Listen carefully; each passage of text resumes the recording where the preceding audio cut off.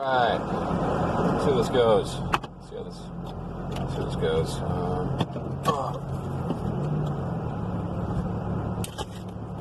The mind is apparently fresher in the morning. And I'm going to put it through its paces a little bit. Some mental jogging. I guess before I diverge too much from anything, let me state the theme I'd like to circle around. I would like to talk about, well, I guess being a dissident, that means, and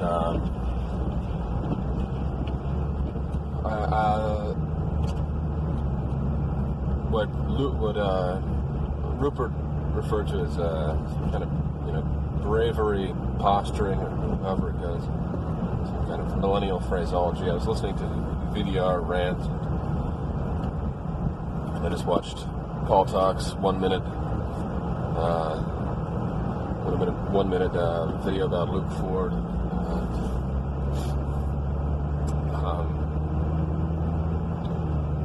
So I just want to do some mental jogging around the idea of what's attractive about being a dissident,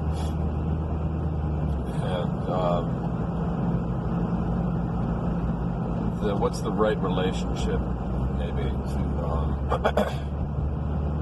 to attitudes about collapse, catastrophe. What is it that's so addictive about the news? These are all more or less soup du jour, tip of the day. But it will be my mental jogging. Mental Jogging is a book from the 70s I bought a while ago. And it was full of these prompts like, seven uses for coffee other than drinking. You'd have to list them out and squeeze your brain to think of 7 uses for coffee other than drinking. And if you couldn't think of any, defrost your windshield, to offer to somebody else, the balance on your head, so more or less serious or silly replies. If you got stumped, you could always look at the back, and there would be like 100 responses from certified Mensa members, certified geniuses. And they would tell you 11D3 uses for coffee other than drinking. As a signal during a sting operation, when you put the coffee down, that means that they're on to us. Get in the car, fast! So, it's a fun little exercise to do with anything. Sometimes I find myself doing it when things get dull at work. I'll think of something and come up with 6 or 7 uses for it, other than its intended use. The psychological term for an object, the multiplicity of uses that an object can have is affordance. An object's affordances.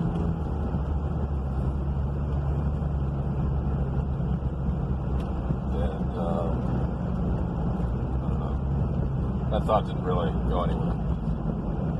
Something I think about sometimes. There's a nice crescent moon out in the sky right now, which you can't really see. Maybe you can see it from wherever you are, if you're a traveler. VDR was ranting about getting hot under the collar, ranting about millennials and how if things really did take a turn for the worst, it seems like economically it's becoming more and more possible. You see these blazing headlines portending doom,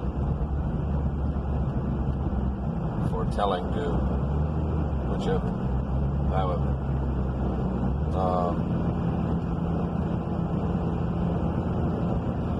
And a video was getting upset about these online snarksters because he knows they'd be the first to fold in an actual catastrophe. Somewhere I heard the theory, the horoscope that cataclysms occur every 80 years. So the last one would have been World War II, and before that would have been the Civil War, and before that the American Revolution, I guess. Roughly every 80 years there is some kind of world event, some kind of cataclysm. I don't know what it would have been 80 years prior to the American Revolution, in around the year 1700. Help me out, friends. Doesn't that skip over the French Revolution, Russian Revolution, and Vietnam, and a whole lot of other things? But you know, ignore all that. It turns out we're due for something, some kind of horrible reckoning. So, if you accept that, I don't know, then we are.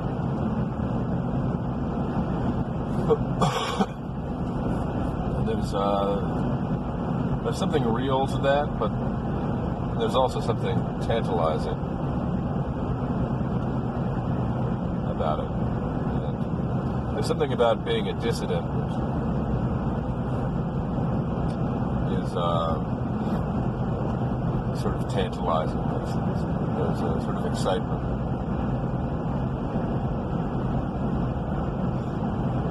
And the metaphor of crystal meth is interesting, I guess. Dissidence is a kind of drug.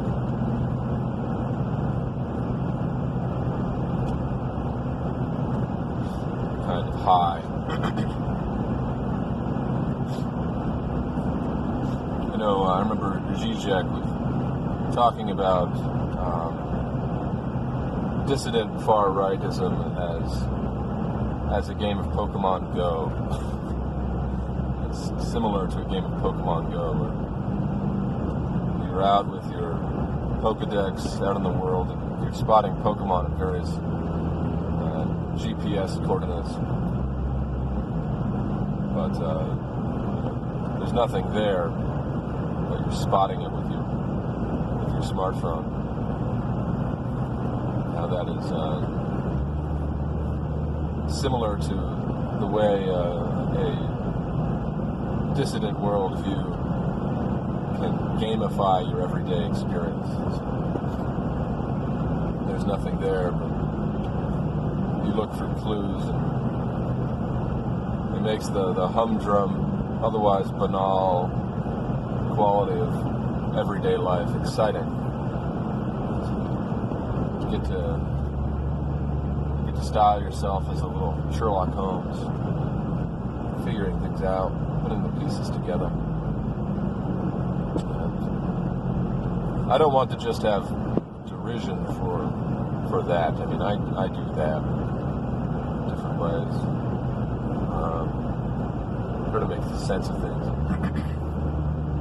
And human beings, you know, we need to make sense and have narratives. Makes sense to us.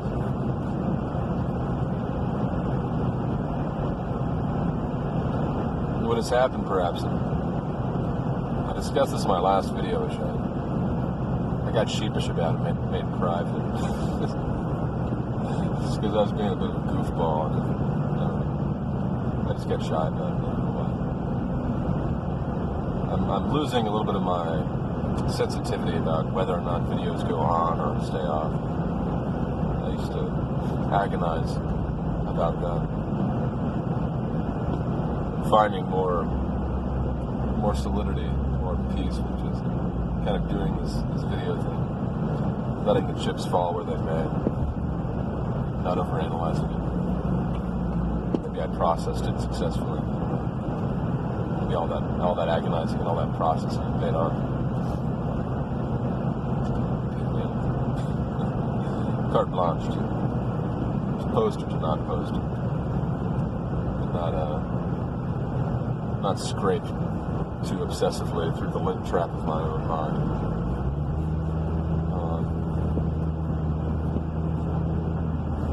So, the gamification of things, narrative. But what I was talking about in that video, I sunk. I was talking about narrative versus information, or fiction versus nonfiction, and there has been a move, following the media theorizing of Marshall McLuhan. There's been a move in the 20th century into the 21st away from storytelling and towards information. And all this digital technology we now have has changed the way that we not just the way we communicate, but what we communicate, or rather the way we communicate affects what we communicate. The media is the massage.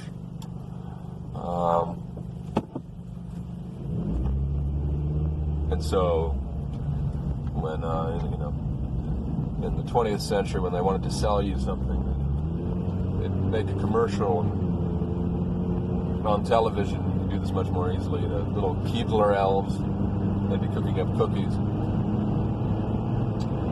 You sell this little imaginary package, these little narratives that unfold in 30-second snippets on TV and wedge themselves in your unconscious mind. But the way advertising works now is kind of like, it's more factual. It's supplying you with facts and figures. It's not just marketing and advertising, but entertainment as a whole has made this shift. It is continuing to make it more and more from storytelling to infotainment. So, we don't want to just sit and watch a story unfold. We want to be informed, to gather up knowledge about things, and that knowledge can come in many different varieties, but we do it for entertainment. Something entertaining, something distracting about the act of gathering information. It stimulates the epidermis of the mind. It scratches at the soft surface of the mind where information is stored. It rustles things up, sends ripples through the waters. Whatever it may be. Sometimes you just throw some pebbles into your mind. Sometimes you throw big boulders.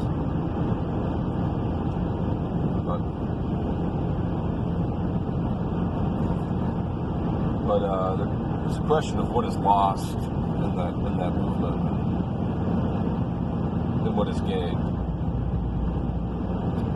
And how to manage the emotions, how to manage that transition. And to what extent we have a choice whether we go along with the trend. even making this kind of video is taking part in it. What's the motivation to listen to someone talk in their car for half an hour, for an hour? I think even 10 years ago, this type of thing would have been seen as more laughable or ridiculous or something. And now is. Now everyone is sort of podcasting and broadcasting their voice. It's going more and more mainstream. And just something about being in company, having the company of another voice to be with you. It's what motivates me when I listen to videos online. I addressed all this before, but just kind of rehashing it now.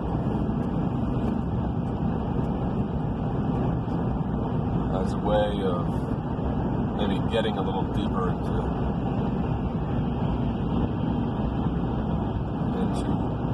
this question of dissidence and of the excitement of catastrophe. Because there seems to be a connection between the two things. At least to the extent that information as entertainment information can never be general. It's always specific kind of information. And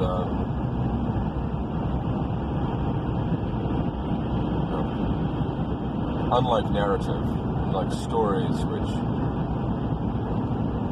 have a more dreamlike quality to them, the difference between waking life and unconscious life.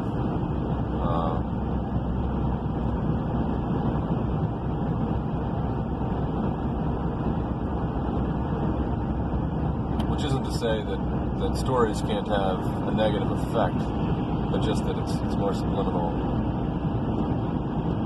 Like when in Don Quixote gets obsessed with tales of knight errantry.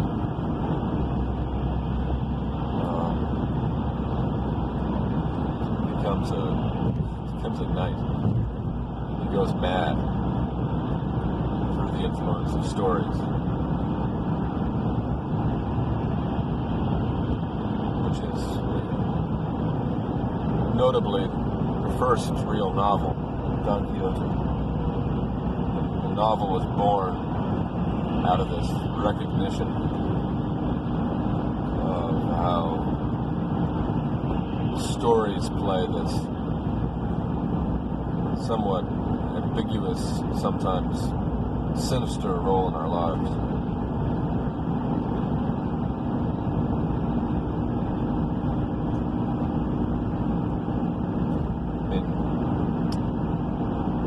People still watch movies, listen to stories. It's not like it's completely gone, but it's way toned down, I would say, compared to what it was.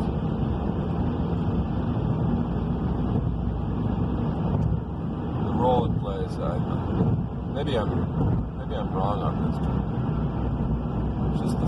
Just my intuition is that the role it plays is greatly diminished. I guess that could be for all kinds of reasons, other than human psychology. There are certain economic forces at play. I've said this before. As soon as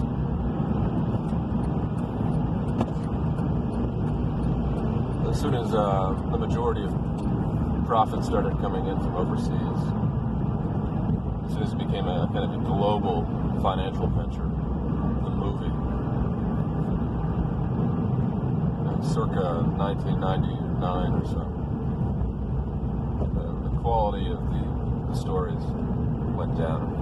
You started getting more and more of these superhero movies, which have this bland, universal appeal.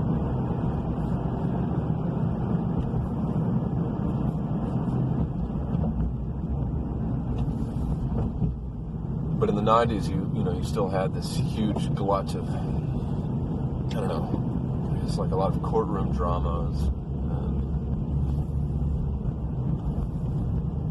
stories about white-collar professionals and their struggles in relationships.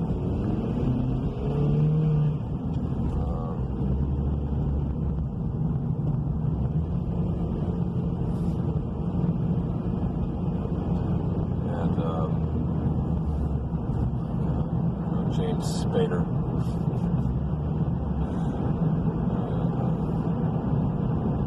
But also other things. Where the Water Runs Black is a movie I was thinking about. It's about a boy who swims with dolphins somewhere in South America. His mother is killed somehow. He has to live with a Jesuit priest who raises him, or tries to raise him. He's too wild.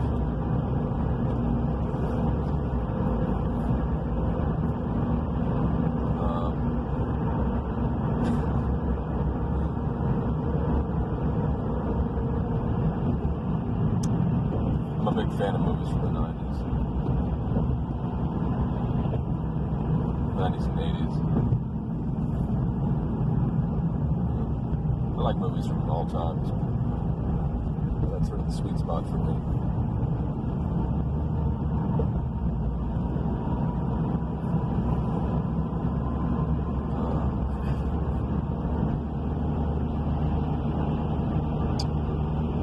But in any case, ruminating about this supposed 80-year arc, the world historical events take, and speculating that the human species as a whole has a kind of a window of working memory.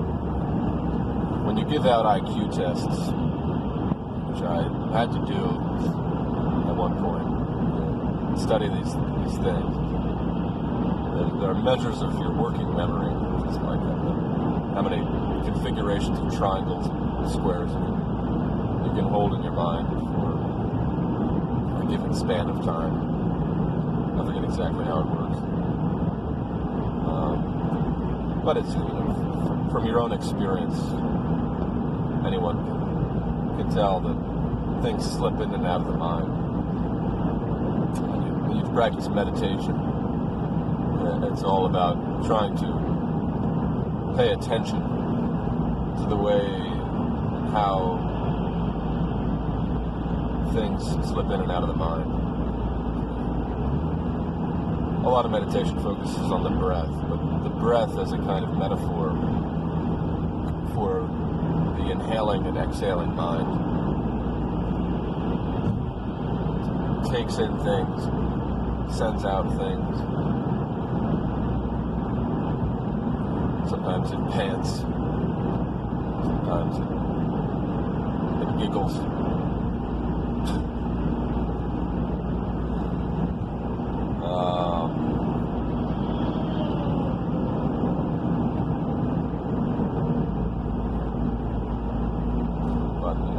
Speculating that the human species might have a kind of collective mind, with a sort of collective working memory that only lasts so long.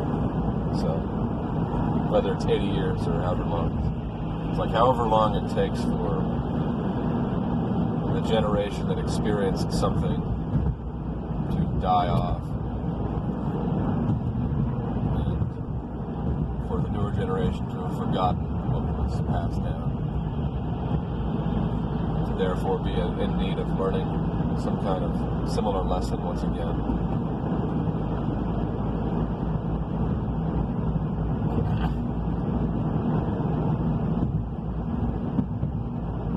Whatever. something like that. But yeah, the drive for excitement. People don't really want to be happy. It's another Zizekism, but it's apparently based on solid research, on valid psychological research, surveys, and so forth, so far as such things are scientific.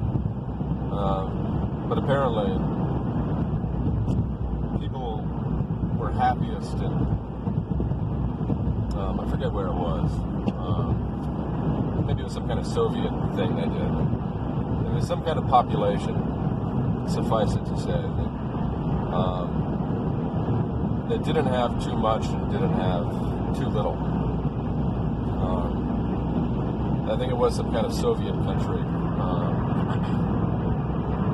It was the happiest Soviet region within the Soviet Empire, and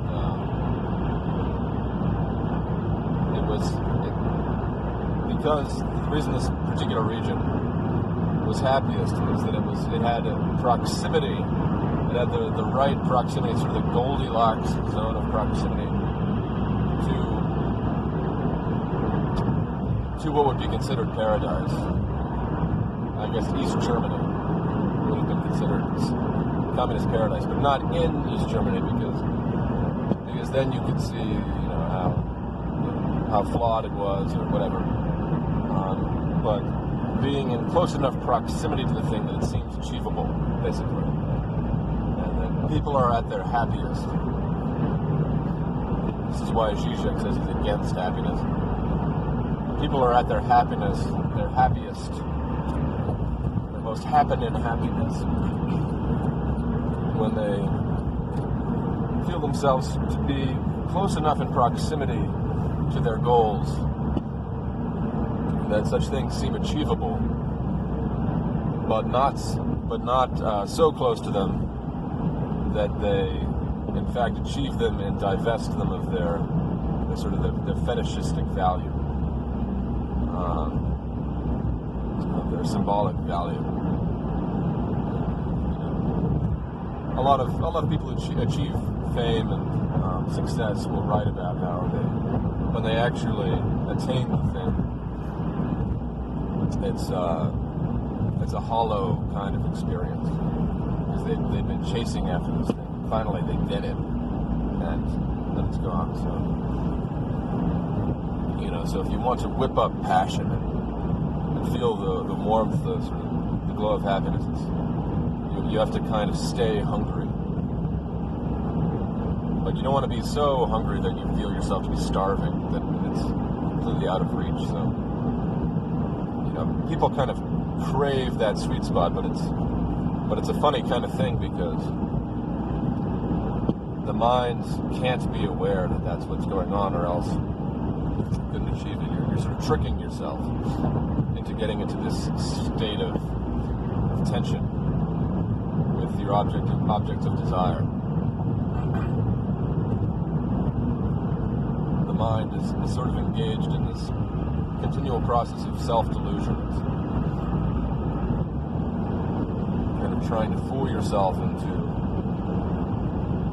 staying in this, attaining this equilibrium where you're just close enough to the thing you want that it seems attainable, but not too close.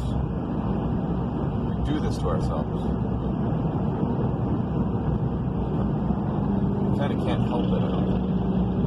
I'm not really justifying it as well as I perhaps could claim, but I think this is kind of what happens.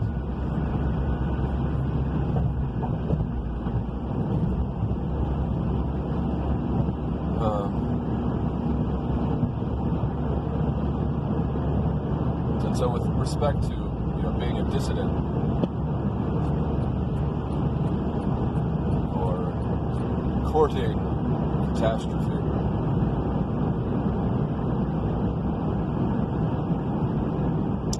what would one say is the relation between these things?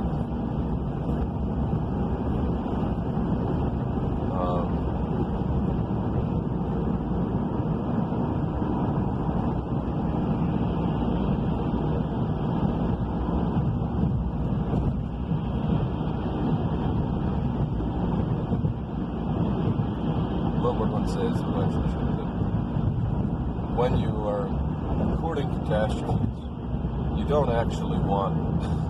if the catastrophe were to actually happen, it would be horrible for you. As all catastrophes are. And yet there's something about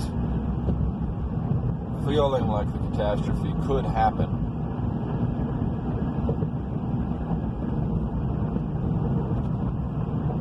And that it's a genuine possibility that gives life significance.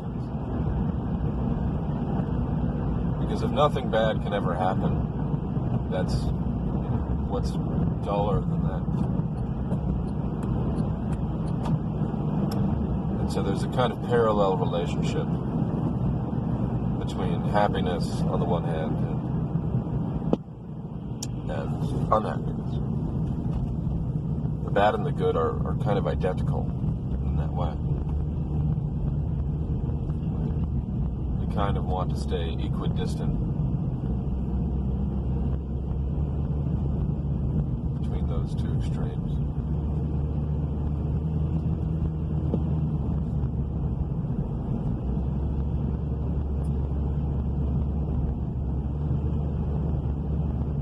And I think maybe when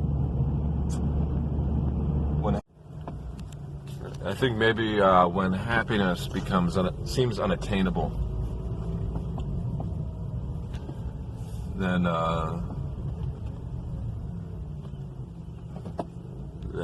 one gravitates towards catastrophe, of thinking it's a byproduct of despair. When one despairs of achieving the goal, it's like you'd rather court disaster, even though you really don't want it. You need to feel like things aren't set in place and permanently stagnant. I think that's sort of the thing. But why do we need that, or why can't we find our satisfaction? And I think it's the whole kind of spiral, sort of the toilet flush spiral of it all is. We should be setting our sights higher, if possible. But I guess that's the struggle to do that. Anyway, that's all. Here at work.